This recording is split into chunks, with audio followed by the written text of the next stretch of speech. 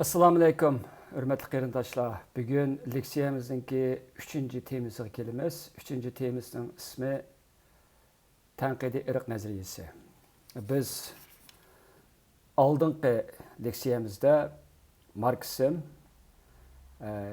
yangi Marksizm va bu yangi Marksizmningki yoki kultural Marksizmning asosliq metodi bo'lgan tanqid nazariyasini ko'rib o'tdik. Bugun endi uningki yana bir qismi bo'lgan, yani aşı metodologiya ishlatilgan yana bir nazariyani ko'rib o'tamiz. Bu nazariyaning ismi tanqidiy irq nazariyasi. Xo'sh, endi bugungi tanqid irq nazariyasida bizningki oldi bilan so'zlaydiganimiz bu nazariyaningki oq ko'rinishi. 1970-yillarda bu nazariya Harvard va Amerikadagi boshqa dangliq universitetlarningki qonun fakultetlari ve kanunshunoslik sohasidagi bir turkum qaritellik kanunshunoslar, olimlar ve ziyolilar tarafidan o'ttirib qo'yilgan. Bularning o'ttirib qo'yilishininki og'ir ko'rinishda bu qonun sohasi ve qonun sohasida yuz berayotgan ishlar muhim o'rin turdi. Bu Amerikada jinoyat o'tkazishda qartilliklarning nisbati jinoyat o'tkazib bo'lgandan keyin tutilgan qartilliklarningki jazo kesimlarininki necha yillik statistikasi va ularning turmada yetishi qatorliqlar. Ana turmadan qo'yib berilgandan keyin jamiyatga chiqib, jamiyatga qaytadan qatnashishi qatorliq nurg'unlagan statistikalik amaliy va kishilarning og'zini anglagan hikoyalarga qarab turib, bular bu nazariyani o'ttiraga qo'ydi. Buningda ular shuni bayqaydiki, amaliyotda Amerikada o'xshash bir jinoyatni oqtallik bilan qartellik o'tkazsa, ularga beriladigan jazo ham kesimninki darajasida bek zo'r farqning borligini bayqaydi. Ya'ni qartelliklar eg'iltib jazolandı ve uzak müddet türmede yetişqa buyuruldu. Şunun bilan bular bu ishlarni qanday qilgan vaqtida boshqa sohalarga kengaytib qarg'ili bo'lganligini va shu orqali qartelliklarning yashash sharoitini qanday qilgan vaqtda yaxshi bo'lganligini o'zaro maslahatlashadi va bu orqali yangi bir nazariyani o'ttirib qo'yishga tushadi. Andan yana bir sebep bularning barliq kirishdiki, mesela bilimiz 60. ve 70. yıllarının başlarında Martin Luther King tarafından qo'zg'algan pufraviy hareket bazı bir utuqlarga erishsimi, hem bu utuqlar qonun belgilemege aylanib, qartelliklarninki kunlik hayati, ish qo'riqishi, ularning bexatarligi, kamsitilmasligi qatorliq nurg'un sohalarda ilgirlashlar bo'lganiga qaramay, qartelliklarninki tibki yashash sharoitida asasen zor o'zgarish bo'lmaydi. Shuning bilan bular bu nazariyaga qarash, ya bunga murojaat qilish orqali qartelliklarning hayotini qanday qilgan vaqtida o'zgartkili bo'lganligi, yaxshi bo'lganligi va ular bilan aqtalliklar o'ttirishdagi munosabatni qaytadan yangi bir ko'rish nuqtasida qarab chiqilib bo'lganligi haqida izlanadi. Shuningdan keyin bu hukm akademiya sohasidan chiqib hükümet mekteplerideki dersliklerde o'rin oladi. Şunun bilan Amerika'nın federal hükümeti uqtirish chiqarib, hükümet egiligidagi mektepler ve kollejlarning buni ders qilib o'tishini bekitadi. Bir qism maktablarda, kollejlarda ve oliy maktablarda bu tanqidiy irq nazariyasi ders sifatida o'tiladi. Shundoq bo'lishiga qaramay, nurg'un odamlar bu nazariyaning nimadan derak berdiganligiga qarata bir cho'nqir bir tushunish bo'lmaydi bularda. Shundoq vaqtda 2020-yili 9-oyning 1-kuni konservativ jurnalist ve tadqiqotchi Christopher Rufo Fox xabarlariga chiqib, bu nazariyani va bu nazariya haqidagi tarbiyalash kurslarini qattiq tanqidlaydi. Onun qarşıca tanqidiy irq nazariyasi ma'rif sohasi orqali irqlar orasiga o'chmanlik urug' chachadigan radikal ve xatarlik ideologiyadir. 3 gündən keyin, yəni 2020-ci 9-cu ayının 4-cü günü sobiq prezident Trump Amerikani bölüdigan, yəni Trumpның qarşıça Amerikani bölüdigan və aksil Amerikalik alayidlikka ega bu xildagi tarbiyalashlarni Amerika federal organlari xodimlariga elib berishni cheklashga qarta ma'muriy buyruq berdi. Ammo bu buyruq Biden hokimiyatga chiqqandan keyin shu hamon bekor qilindi. Xo'sh, Amerikadagi demokratlar bilan bu jumhuriyatchilar o'rtasidagi bu to'qinishga, o'zaro datalashga, munozirlarga sabab bo'layotgan bu nazariya zot qanday nazariya? Bu nazariya bunun oldingi bir alayidligi, buningda shu nazariyaning o'zini kelsak, tanqidiy irq nazariyasi. Mush so'zning o'zini yazsak, tanqidiy degan gap irqninki sifatlaguchisi. Bu deganlik gap aniqlovchisi. Uni sifatlab kelyapti. Bu degan gap bu nazariya irq munosabatlarga, irqiy munosabatlarga tanqidiy nazarda qarab chiqishni ko'zlaydigan bir nazariyadir. Buning tanqidiy metodininki tubki alayidligi tanqid nazariyasi. Biz kultural marksizmda shuni o'rgandikki, ya'ni oldingi qismda tanqid nazariyasi odatda jamiyatninki cho'nqur ish qurilmalariga tanqidiy nazarda qarashni targ'ib qiladi. Bu orqali kishilarni shu jamiyatninki qanday yo'naltiradiganligiga qarta, yoki ular shuni bilindirmaydigan turli istiqroqlarga tanqid qilish orqali kishilarni o'z yashayotgan realliklarninki cho'nqur, oson his qilg'il bo'lmaydigan va diqqatdan qochadigan qurilmalari, alayidliklari va ideologiyalik asoslariga qarta nihoyatda uzil-kesil tanqid berishni ko'zlaydi.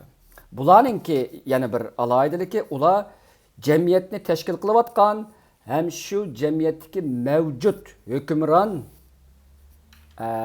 yoki sinflarga, qatlamga yoki sarxillarning manfaatiga xizmat qilayotgan bu ideologiya asoslariga qarta cho'nqur operatsiya olib bordi.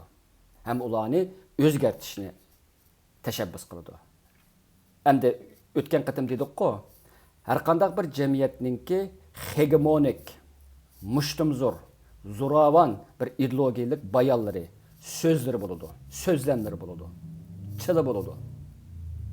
Bular bu tanqid nazariyasi shu tilning ichki qurilmasini tepib chiqib va shu tilni ham u tilga ham qarashtiradigan yoki uning qarashtirib uni og'dirib tashlayanmasa, uningga qarta parallel yoki qarama-qarshi bir tilni, so'zlamni, bayonlarni barliq keltirishni talab qiladi.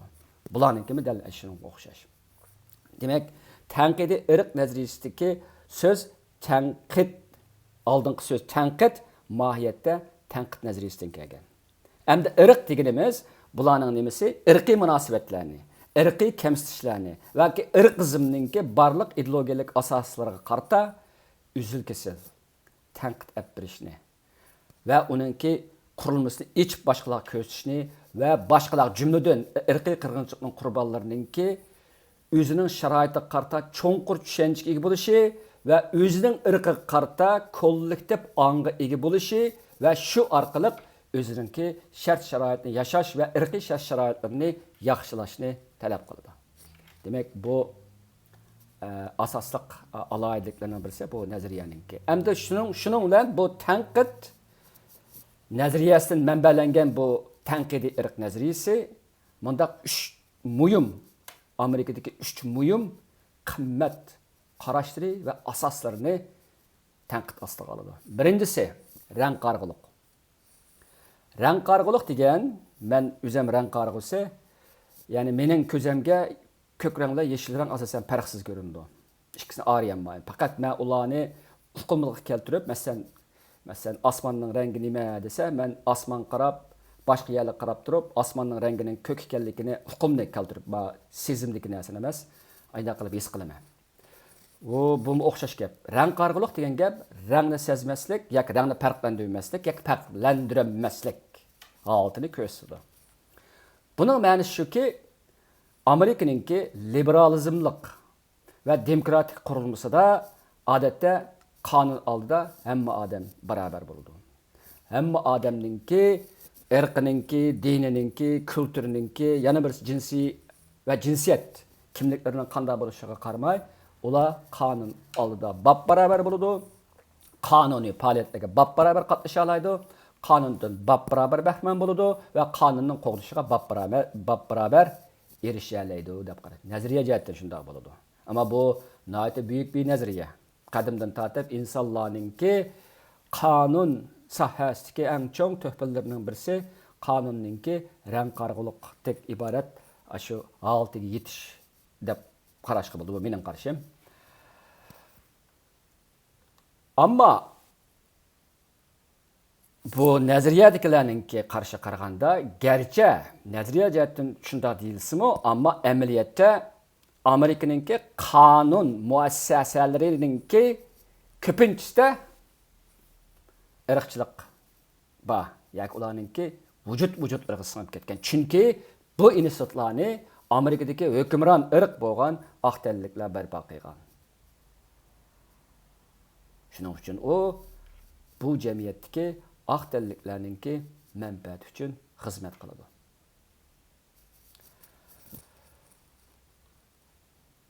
Ular qarmoqqa rang qarg'usidek harakat qiladi. Ama bu haqiqiy rang qarg'usilik emas, balki bir ko'z bo'yamchilikdir. U bizningki jamiyatdagi irqiy farqlarni ve bu farqlardan kelib chiqqan adolatsizliklarni ko'ra olishimizga, uni tonishimizga ve uni bartaraf qilishimizga to'sqinlik qiladi deydi. İkincisi, ular irqiy qo'shilib ketish, integrasyon. Bu bazı tillarda müşahede edildi. İngiliz integration, Avrupa'daki bazı tillarda ve Türkçe'de integrasyon deyildi. Karıştırdı. Hem de bir yerde bir mühim bir fark var. Ben bunu ötep geçeyim gerek.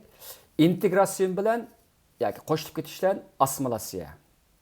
Integrasyonda birli vaqtda adam ikki xil masalan men Avustraliyada men ve mening ailem, mening ballarım integrasyon bo'lsa, men hem bu Avstraliya jamiyatidagi asosliq ko'p sonliq aqtalliklarninki kültürü, qimmat qarashlari, yashash shakli qatorliq nurg'un narsalarni qiziqaman, uning bir qismini qabul qilaman. Shuning bilan bir vaqtda o'zimninki musulmon, uyg'urlik qimmat qarashlarini saqlab qolaman. Buningda zo'rlash yo'q. Balki meningki o'zimninki shaxsiy tanlashim, shaxsiy qatnashishim ve oxirsida shu nimaga oxirsida shu asosiy ko'p sonliq ham hukmron hokimiyat o'rnidagi asosliq kulturga qarata singib ketishni ko'rsatdi. Endi assimilasiya bo'lsa degan vaqtida ko'p sonliqninki kulturi, qimmat qarashlari ve yashash alayliklarini asonliqlarninki qabul qilishi yoki ularga qabul qildirilishi majburiy vositalar orqali lan ularda birli yo'nalish bo'ldi. Ularning o'zininki kültürü ve qimmat qarashlarini saqlab qilishi rag'batlantirilmaydi, hatto to'siladi ve hatta buning uchun ular bedel to'laydi bizga o'xshash. Andikin ular hukmron, ko'p sonliq ve hokim mutlaq kulturning ichiga elib kirildi, to'liq elib kirildi. Endi bu yerdagi gap bizning deyotganimiz qo'shilib ketish. Ama bununla bu nazariyadagilar tishdang'icha qarshi turdi.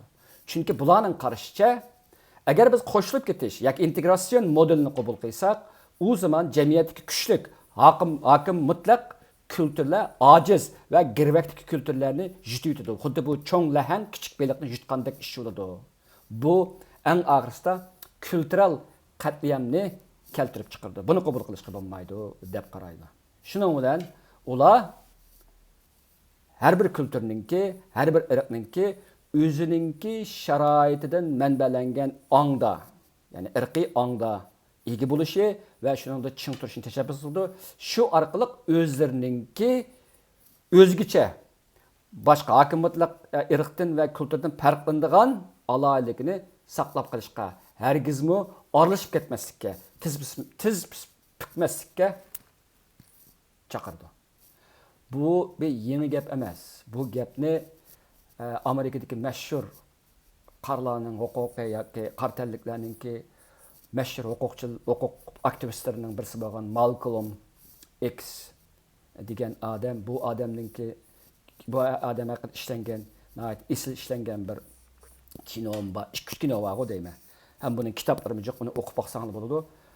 O'zi keyin musulmon diniga kirgan bir odam bu. Bu qarlarning ustunligi nazariyasini, aqla ustunligiga qarama qarshi qo'yib turib, qarlarning ustunligi, qarlarning o'ziga ishonishi, o'zidan faxrlanishi, bosh egmasligi, aralashmaslik qatorliq qarashlari bor buningki. Buningki ba'zi nimalda bu zo'ravonlikni targ'ib qildigan yerlarim bor buningki. Şuna buna bir bahislik bir şahıs. Meyli qanda bolsa, şunun qarashlarida bu narsani aniq deyilib bo'lgan. 60-yillarda deyilib bo'lgan gaplar. Ammo maya kelgan vaqtida buni ma'u tanqidiy irq nazariyasidagilar buni qabul qiladi. Endi 3-qimmat. 3-qimmat Amerika jamiyatidagi muhim qimmatlarning birisi akademiyada, ilmiy tadqiqotlarda, yoki nazariy tefekkürdeki asas bo'lgan qimmatlar var bu yerda. Yoki fazilatlar var. Onun birisi betaraflik.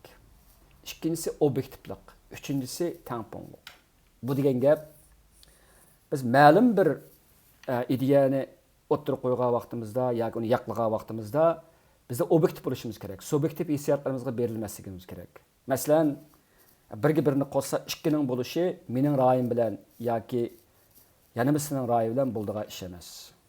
U obyektiv. Dunyoning hamma yerida o'xshash. Bu bir universal bir qonuniyat bu. Shuning uchun uni 3 deyishga yoki 4 deyishga hargiz bo'lmaydi. Xatolik keltirib chiqaramiz. Deydi. Ammo bu nazariyadagilarning qarashicha bu xil qarash xatodir. Chunki bundaq bo'lgan vaqtida birinchisi bu xil qimmat qarshi aqtalliklarning qimmat qarashi. Yanılla bu aqtalliklar uchun xizmat qiladi. İkincisi, biz agar buni ta'kidlab qolsak, u vaqtda chiqish nuqtamiz o'xshash bo'lgan bilan natija o'xshash bo'lmaydi. Bu nima degan gap? Bu degan gap biz buni qattiq ijro qilsak, u vaqtda masalan qarlarninki oliy maktabda o'qishi, xizmat tepishi, qonun oldi o'zining huquqlarini qo'g'dishi, iqtisodiy faoliyatlarga qatnashishi, siyosiy faoliyatlarga qatnashishi, oila hayoti, qatorliq nurg'un sohalarga daxl ta'riz qiladi yoki uning to'liq kafolatini qilib bo'lmaydi. Shuning uchun biz buni subyektivlikqa o'zgartmasak bo'lmaydi deydi. Buni men bir misol bilan tushuntiray. Bu yil 6-oyda Amerika Oliy sud mahkamasi universitetlar o'quvchi qabul qilishda irqiy arq ko'rinishni asos qilganlikni nomuvofiq deb qaror chiqardi. Ilgari Amerikada affirmative action deydigan bir qonun bo'ladigan. Bu yani jazmlik harakat degan gap, ya'ni bu ba'zi ahvollarda qartalliklarga e'tibor qilish, o'quvchi qabul qilishda shu harakatninki soyasida qartalliklarga e'tibor qilish ba'zi siyosatlari va amaliyotlari bo'lgan. Bu qitimli qarorda asosliq nishon qilingani Amerikadagi mashhur Harvard universiteti bilan Shimoliy Carolina universitetlarininki o'quvchi qilishda Amerika asosiy qonunidagi barobar qo'g'dash, equal protection qo'g'dash moddasi xiloflik qildi deb chiqarilgan. Buning asos qonunda amaliyotda nimani ta'kidlaydi bu yerda? Barobarlikni ta'kidlaydi. Buni equality deymiz. Ammo qartalliklarning da'vat qilgan equity. Bu barobarlik emas, bu bir xil, buni men uyg'urchasini nima qilib topolmadim bu so'zningki. Bu barobarlikdan ko'ra buni hamda menda aytib o'tgan vaqtda bu o'zgacha barobarlik bo'lib, masalan, buni menda tushuntirlar. O'quvchi qabul qilishda hammalarga barobar muomala qilish kerak. Asoliq rang qarg'usiq demasak kelsak, bu yerda ularningki rangining qandaylikligi, diniy e'tiqodining qandaylikligi, kulturning qandayligiga boqmasligimiz kerak deb qaraydi. Ammo buningda qartalliklar o'zini ziyon tortquchi deb qaraydi. Shuning bilan ular equity degan bir hukmni o'ttirib qo'ydi. Bu equity degan hukmda cho'digan vaqtda natija muhim o'ntirdi. undaq qilsang bo'lmaydi. Biz ziyon tortamiz. Uningdan sen bizni e'tibor siyosatdan qabul qilib, bizning bolalarimizni Amerikadagi yaxshi oliy maktablarda o'qisang, bu vaqtda ular chiqqandan keyin ular texnikmi ko'p qartalliklar tarbiyalansa, bu vaqtda jamiyatdagi aslida mavjud bo'lgan ashyolik irqiy jihatda shakllangan adolatsizliklarni va barobarsizliklarni tugatgili bo'ladi. Mana o'zi haqiqiy barobarlik bo'ldi. Buni biz equity deymiz. Natijaga baqa, natija ko'ra demakchi. Men bu so'zni o'ylasha equityning tarjimasi, men tarjimasi topgan vaqtda yana bir qatimliq leksiyalarimda qistirib o'tib ketaman. Shuning bilan bu Amerika Oliy sud mahkamasining bu qarori Amerikaga nurg'ulagan solchillarning qattiq qarshilik uchraydi. Nimishqa? Chunki ular deydi, bunda bo'lgan vaqtda qartalliklar ziyon chiqadi, ziyon tortadi, ham Amerika ma'rifininki ko'p xilligi, diversity, ko'p xilligiga ta'sir ko'rsatadi. Ko'p xillik degan bu uqum hozir Amerikadagi cho'ng-cho'ng federal hukumat o'rnidan tortib, taki yerlik o'rinlargacha Amerikadagi emas, balki Yevropadagi boshqa g'arb davlatlarida, ehtimol ba'zi sharq davlatlarida ishlatilganda bu so'zni g'oyat zo'r bir ijtimoiy qimmatga aylanyapti hozir. Ko'p xillashtirish, odamlarni ko'p xillashtirish, o'ylarni ko'p xillashtirish, jinsiy kimliklarni ko'p xillashtirish qatorliqlar mana shu ko'p xillashtirish, diversity degan nimaga kiryapti. Endi ikkinchisi inclusion degan bir uqum bor. Ya'ni o'z ichiga kelish, yaklab etmaslik, o'z ichiga kelish. Mana shu ikki uqum mana hozir bu nazariya uchun intayin ehtimol bu uqum mana shundaq nazariyalarninki, harakatlarninki va fuqaroviy kompaniyalarninki uzun yillik mujodalasiningki yakuni deyishkim bo'ladi. Buningda qartalliklar ilgari Harvard universitetiga kirishda ba'zi ahvollarda buni ba'zi muxbirlar yozdi. Buningda numeri to'shmasimi yoki shark tushmasimi e'tibor bilan qabul qilingan. Bunun bir misali sifatida ba'zilarning og'inda Barack Obama'nın ayoli Michelle Obama ayni vaqtda Harvardda mana mush xil shakldagi e'tibor siyosatininki afzalligidan foydalangan deyiladi ekan. Bunun qanchalik to'g'riliqini men bilmayman, faqat Michelle sizlarga bir misol sifatida deb o'tib ketdim. Xo'sh, bugungi leksiyamizning yana tanqidi irq nazariyasiningki birinchi qismini Michelle men to'xtatay. İkinci kısmını yani pat arada diqqətinizə sunaman. Çünki biz bu Qərbdən bu ideyaları ilgili anlap baxmagan, hem özü qiyin, hatta Qərbliklər üçün qiyin bir tema. Onun üstüge bizde mana abay men özüm kekeştirgəndək bəzi atalıqlıq Uyğurca texniçi biz atalığı təp bulmayatqan ahval asıda bunu men biroq həmmini tökütüb qap qalsam sizlərə dəmallıq düşünüşkə azraq xırısıldığa iş varkən, şunun üçün men bunun birinci qismini sözləb tutdum. Yəni bugün deginimiz tanqidi irq nazariyasininki kultural marksizm bilan ma'lum bir qandoshlik munosabatining borligi, bular metod jihatda tanqid nazariyasini bularning ishlatganligi, shuning bilan bu nazariya va bu metodologiya orqali bir turkum qartallik ziyolilarninki Amerikada hal bo'lmay kelayotgan irqiy to'qinish va irqiy kamsitishlarni hal qilish qarta yangi bir ko'znakdan ta'minlaganligini deb o'tib ketdik. Ular buni ishga oshirish uchun Amerikadagi 3 muhim qimmat qarashlarga qattiq qarshi turgan. Buning birisi qonundagi rang qarg'uliq, ikkinchisi bu irqiy qo'shilib ketish, integratsiyaga qarshi turish, ondan uchinchisi akademiyadagi obyektivlik, betaraflik va tangponglikning o'rniga subyektivlik va taraf tutish degan bu atalg'ini almashtirish orqali qartalliklarninki qurilma xarakterlik ziyon tortishi yoki ojizlishi, chekka qilishi va g'irvaklashtirishga qarta ma'lum jihatda bir taraf qilish chorasini o'ttirg'a qo'ydi deyishki bo'ldi. Men keyingi qitimda bu nazariyaninki yana boshqa aloqalarni texnik ilgirliga oldi so'zlab o'taman. Shunga bugungi leksiyamiz shu yerda tugadi. Hammanglar xushvaqt bo'linglar. Allohga emanet.